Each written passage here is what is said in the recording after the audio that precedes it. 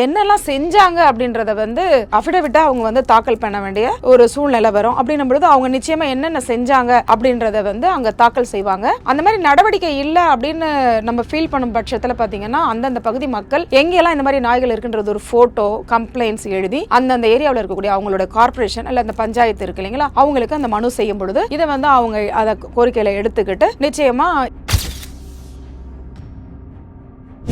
நம்ம மதிநுட்பமா அதுங்கள் வரம். இது ஒரு தற்காப்பு தான், நாய்களுக்கு எதிரான செயல் கிடையாது. இது ஒரு தற்காப்பு. அதே போல அந்த நோய்வாய்ப்பட்ட நாய்களை முறையா அதுக்கான முறையில அதை பாதுகாக்கணும், அதுக்கு பராமரிக்கணும், தடுப்பூசி செலுத்தணும், இதையெல்லாம் சொல்லியிருக்காங்க. முதல்ல பாத்தீங்கன்னா ABC animal birth control rules அந்த 2023 அதன்படி பாத்தீங்கன்னா ஒரு நாயை ஒரு தெருவுல இருந்து ஒரு அப்புறப்படுத்தினாங்கன்னா அதிகப்படியான எண்ணிக்கையில் உள்ள நாய்களுக்கு உணவளிக்கும் பொழுது அவை அந்த இடத்துல கூடும் பொழுது பார்த்தீங்கன்னா அப்போ அந்த வழியாக அது ஒவ்வொரு நாயும் ஒரு நாய் 4 நாள் 5 நாள் சாப்பிடாம இருக்கலாம், இல்லை அதுக்கு வேறு ஏதாவது உடல் உபாதை இருக்கு. இன்னும் சொல்லப்போனால் இப்போ பார்த்தீங்கன்னா இந்த வெப்பம், இந்த உஷ்ண காலத்தில் வெயில் காலத்தில் பார்த்தீங்கன்னா அது ஆக்சுவலாக நாய்கள் அதனோட வெப்பத்தை வெளியேற்றணும் அப்படின்னா நீர்நிலைகளை போய் அதோட காலை ஊழும் பொழுது தான் அது அவங்களுக்கு வேர்வை நாளவங்கள்லாம் கிடையாது. ஸோ அது தண்ணியில் போய் காலை வைக்கும்போது தான் கால்நடை உயிரினங்கள் நாய் பூனை மாடு எல்லாமே அந்த தண்ணியில் காலை வைக்கும்போது தான் அதுங்களுக்கு வெப்பம் தண்ணி. ஸோ அந்த மாதிரி சூழ்நிலைகள் இங்கே இல்லை. அப்படின்னும் போது அந்த வெயிலால் தாக்கம்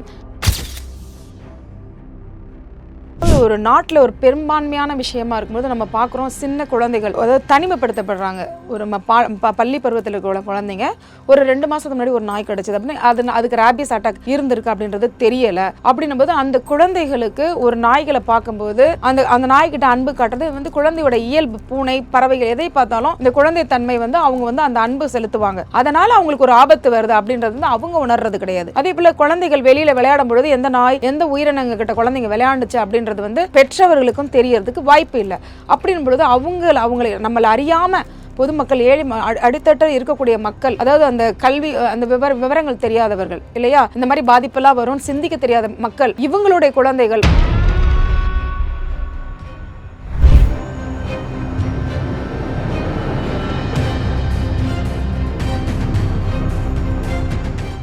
ரியலோன் நேயர்களுக்கு வணக்கம். இன்று நம்முடன் நேர்காணலுக்காக வழக்கறிஞர் கவிதா காந்தி அவர்கள் இணைந்திருக்காங்க. வணக்கம். வணக்கம். தெருநாய்களை கட்டுப்படுத்த உச்சநீதிமன்றம் பார்த்தீங்கன்னா ஒரு சில தினங்களுக்கு முன்னாடி சில கட்டுப்பாடுகள்லாம் விதிச்சிருந்தாங்க. இதை மீறி பார்த்தீங்கன்னா சில பேர் தெருநாய்களுக்கு உணவு அளிக்கிறது அப்படின்னு சொல்லிட்டு போராட்டம் பண்றது அப்படின்னு சொல்லிட்டு இருக்காங்கல்ல மேடம், இது எப்படி பாக்குறீங்க? அதாவது மாண்புமிகு உச்சநீதிமன்றம் பார்த்தீங்கன்னா இப்ப தொடர்ச்சியாக இந்த தெருநாய் இதனால ஏற்படக்கூடிய பாதிப்புகள், குழந்தைகளை கடிக்கிறது, பெரியவங்களை விரட்டி கடிக்கிறது, இதெல்லாம் பார்த்துட்டு இது ஒரு முக்கியமான பிரச்சனையா முன்னெடுத்து இதுல சில விதிமுறைகளை கொண்டு வரணும் அப்படின்னு எடுத்திருக்காங்க. ரொம்ப ரொம்ப வரவேற்கத்தக்க விஷயம். அதே நேரத்தில் பார்த்தீங்கன்னா அவங்க இப்போ மற்ற மாநிலங்களுக்கும் யூனியன் பிரதேசம் அனைவருக்குமே இது சம்பந்தமான நடவடிக்கை எடுக்கணும் அப்படின்றத சில விதிமுறைகளை கொடுத்துருக்காங்க. 2 வார காலத்தில் எடுக்கணும் அப்படின்றது. இது பார்த்தீங்கன்னா பொதுமக்கள் கூடக்கூடிய இடம், பொதுமக்கள் அதிகமாக பார்த்தீங்கன்னா பேருந்து நிலையங்கள், ரயில் நிலையங்கள், இதேபோல் மெட்ரோ ரயில்வே ஸ்டேஷன்ஸ் இந்த மாதிரிலாம் இருக்குது. அதேபோல் கோர்ட் பில்டிங்ஸு, கோர்ட் கேம்பஸ்குள்ளே இந்த மாதிரி இடங்கள்லாம் பொது இடங்களில் கூட்டமாக நாய்கள் இருக்கிறது அப்படின்னும் போது அங்கே மனிதர்கள் மட்டுமே பயணிக்கக்கூடிய இடம், ஒரு முக்கியமான ஒரு பொதுவான இடம் அப்படின்னும் பொழுது அதுக்குள்ளேயுமே கூட பார்த்தீங்கன்னா நாய்கள் கூட்டமாக தெரியுது. அந்த இடத்துல ஒரு அவசரமாக போகும்போது நம்ம ஒரு ப்ரொடெக்டட் ஏரியான்னு சொல்லலாம், பாதுகாக்கப்பட்ட ஏரியாவாக அது இருக்கும் பொழுது அதற்குள்ளே இந்த மாதிரி கூட்டமாக நாய் இருக்கும் பொழுது அது விரட்டுனா அங்கே இருக்கக்கூடிய பொதுமக்களால் ஓட முடியாது. அது அங்கே பாதிப்புகள் அதிகம் இருக்க வாய்ப்பு இருக்குது. அப்படின்றதால இது ரொம்ப சிறப்பாக இதை என்ன செயல்படணும் அப்படின்றத சுமோட்டோவாக எடுத்திருக்காங்க. ஸோ இது அந்தந்த மாநில அரசுக்கும் கார்பரேஷன்ஸ் முனிசிபல் இவங்களுக்கு இதை கொடுத்துருக்காங்க, இதை செயல்படுத்தணும் அப்படின்றத சொல்லியிருக்காங்க. அதுக்கப்புறம் இவங்க என்னெல்லாம் செஞ்சாங்க அப்படின்றத அஃபிடவிட்டா அவங்க தாக்கல் பண்ண வேண்டிய ஒரு சூழ்நிலை வரும். அப்படின்னும் பொழுது அவங்க நிச்சயமா என்னென்ன செஞ்சாங்க அப்படின்றத அங்கே தாக்கல் செய்வாங்க.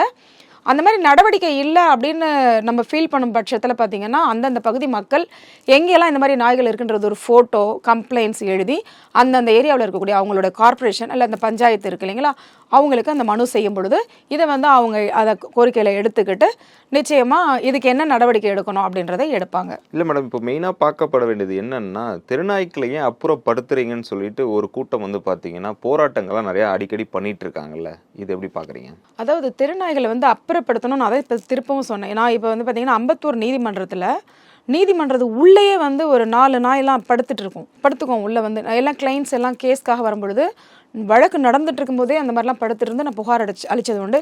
இப்போ அதெல்லாம் அப்புறப்படுத்தியிருக்காங்க. அதே போல் ஜஸ்ட் இப்போ வரும்போது கூட பார்த்தீங்கன்னா இந்த மெட்ரோ ஸ்டேஷனுக்கு உள்ளே இருந்து வெளியே ஒரு நாய் வேகமாக பாய்ச்சலாக ஓடி வருது. நம்ம உள்ள உள் பகுதியில் வந்துட்ட பிறகு அந்த மாதிரி அந்த நாய் அந்த நாய் திரும்ப வந்து என்னை ஒரு விரட்டி கடிச்சா நான் வந்து பாதிப்புக்குள்ளாவேன். ஸோ இந்த மாதிரி இருக்கும்போது நம்ம வந்து நாய் இருக்கும்லாம் ரயில்வே ஸ்டேஷனுக்கோ பஸ் ஸ்டாண்டுக்கோ இல்லை கோர்ட் பில்டிங்ஸ்க்கோ ஹாஸ்பிட்டல்ஸ்க்கோலாம் யாரும் போகிறதில்ல. அதே போல் மருத்துவமனைக்குள்ள இந்த மாதிரி குழந்தை ஒரு பிரசவமாக இருக்க குழந்தையா இருக்கும், ஒரு தாய் இருப்பாங்க, அந்த மாதிரி அந்த நாய் அந்த மாதிரி பாதுகாப்பாக இருக்க வேண்டிய இடத்துக்குள்ளே நாய் வரும்பொழுது அந்த பச்சிளம் குழந்தைக்கு வந்து பாதிப்பு ஏற்படும். அதே போல் எல்லாருமே பேஷண்ட்ஸ்லாம் இருப்பாங்க, எல்லாருமே ஒரு மாதிரி ஃபீல் பண்ணுவாங்க இல்லையா, அது வந்து சுகாதாரமும் இல்லை. அதே போல் நாய் மட்டும் வர்றது மட்டும் அப்படின்றது இல்லை, திடீர்னு ஒரு நாய் இந்த மாதிரி உடல் பாதிப்பு இறந்துருச்சுன்னா இல்லை ரேபிஸ் அட்டாக் ஆகிருக்கும், இல்லைன்னா ஏதாவது அது வந்து அந்த இடத்துல வந்து அசுத்தம் பண்ணும் அப்படின்னும் பொழுது அந்த இடத்துல வந்து சுகாதாரம் இருக்காது. மக்கள் பயணத்திற்கோ இல்லை மக்கள் போக வர பயன்பாட்டுக்கோ அது சிரமம் விளைவிக்கும் அப்படின்றத ஒரு கருத்தில் கொண்டு தான் இதெல்லாம் அப்புறப்படுத்த சொல்லியிருக்காங்க, வேலி அமைக்க சொல்லியிருக்காங்க. ஏன்னா நம்ம மனிதர்கள் தான் பகுத்தாயக்கூடியவங்க, நம்ம வந்து நம்ம மதிநுட்பமாக அதுங்கள் வரோம். இது வந்து ஒரு தற்காப்பு தான், நாய்களுக்கு எதிரான செயல் கிடையாது, இது வந்து ஒரு தற்காப்பு. அதே போல் அந்த நோய்வாய்ப்பட்ட நாய்களை வந்து முறையாக அதுக்கான முறையில் வந்து அதை வந்து பாதுகாக்கணும், அதுக்கு பராமரிக்கணும், தடுப்பூசி செலுத்தணும், இதையெல்லாம் சொல்லியிருக்காங்க. முதல்ல பார்த்திங்கன்னா ABC animal birth control rules அந்த 2023 அதன்படி பார்த்தீங்கன்னா ஒரு நாயை வந்து ஒரு தெருவுலேருந்து ஒரு அப்புறப்படுத்தினாங்கன்னா அதுக்கு உரிய சிகிச்சை கொடுத்துட்டு அதை அதே இடத்துல கொண்டு வந்து விட்டுறணும், இப்படின்றது தான் முறையாக இருந்தது.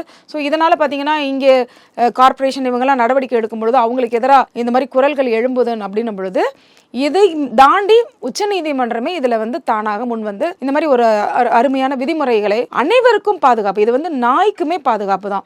நான் பல இடங்களில் பார்க்குறேன், ரயில் நிலையங்கள் ஓரமா இந்த மாதிரி நாய்கள்லாம் வந்து ரயிலில் அடிபட்டு மாடுகள் மற்ற விலங்கினங்கள்லாம் அடிபட்டு இறந்து போகுது, அதுங்களுக்கு தெரியாது.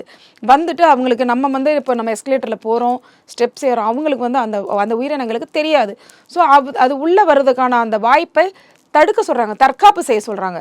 அப்படின்னும்போது அந்த உயிரினங்கள் வந்து பாதுகாக்கப்படலாம். நம்மளுடைய அதாவது நாய் பிரியர்கள் இப்படியெல்லாம் நம்ம சொல்லவே முடியாது.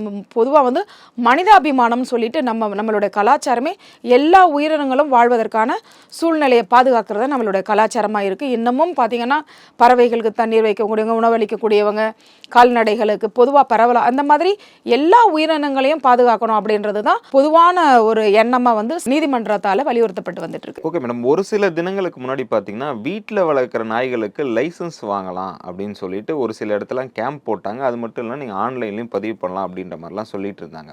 அப்படி பண்ணலன்னா 5000 ரூபா அபராதம் அப்படின்ற மாதிரி, அதுவும் வீட்டில் வளர்க்குற நாய்களுக்கு, அதாவது நாட்டு நாயாக இருக்கட்டும், ஃபாரின் அந்த மாதிரி நாய்களாக இருக்கட்டும் அப்படி சொல்லிட்டு. ஆனால் தெருநாய்களுக்கு மட்டும் ஏன் இந்த மாதிரி விதிகள்? அதாவது வீடுன்னு சொல்லும் பொழுது வந்து நம்மளுடைய கட்டுப்பாட்டுக்குள்ளே இருக்குது, அது சம்பந்தமான எந்த ஒரு பாதிப்பு ஏற்பட்டாலும் அது வந்து அவர்களை சாரணும் அப்படின்றதுக்காக சொல்கிறாங்க. ஸோ இப்போ பார்த்தீங்கன்னா ஒரு வீட்டுக்குள்ளே வந்து 80 நாய் வளர்ப்பேன், 100 நாயை வளர்ப்பேன் அப்படின்னு சொல்லி நான் நாய்கள் காப்பகம் வீட்டுக்குள்ளே நடத்துவேன், அப்பார்ட்மெண்ட்டுக்குள்ளே நடத்துவேன்னு பல இடங்களில் இந்த மாதிரி அதாவது வீட்டு விலங்குகளை பாதுகாக்கக்கூடியவங்க மாதிரி நாய் பிரியர்கள்ன்ற பேரில் வந்து அத்துமீறி சிலர் நடந்துக்கிறாங்க.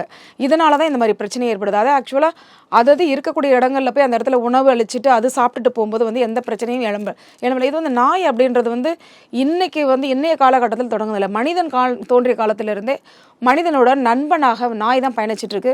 நான் சமீபத்தில் கூட சிவகங்கை மாவட்டம் ஒரு இடத்துக்கு போயிருக்கும்போது பார்த்தீங்கன்னா அதை வளர்க்கக்கூடியவருக்கு ஒரு உடலில் கால் ஊனம் ஏற்பட்டிருக்கு. அந்த நாய் வந்து அந்த ஆடுகள் எல்லாம் மேய்ச்சிட்டு அழைச்சிட்டு வருது, கால்நடைகளை எல்லாம் அழைச்சிட்டு வருது. அந்த மாதிரி இன்றைக்குமே வந்து ஒரு சிறந்த நண்பனாக தான் நாய் இருந்திருக்கு. ஆனால் அதை நம்ம எப்படி வழி நடத்துகிறோம், அது எப்படி அது அத்துமீறி போகும்பொழுது அதை வந்து தடுக்க வேண்டிய ஒரு சூழ்நிலையில் வந்து சட்டத்திட்டங்கள் தான் முன் வரும். அப்படின்னும் பொழுது அவங்க அதை வந்து முன்னெடுத்து கொண்டு வந்துட்டு இருக்காங்களே தவிர இது போல் இந்த மாதிரி நாய்களை வந்து இப்படி நாயை வந்து தடுக்கிறாங்க, நாயை வந்து அப்புறப்படுத்த சொல்லிட்டாங்க அப்படின்னு ஆர்ப்பாட்டம் பண்ணுறதுக்கு எதுவுமே இல்லை இதில். ஓகே மேடம், இப்போ குறிப்பாக வந்து குழந்தைகளை தான் மெயினாக இந்த தெருநாய்கள் வந்து டார்கெட் பண்ணுறதா எல்லா வீடியோவுமே நம்ம பார்த்துட்ருக்கோமே.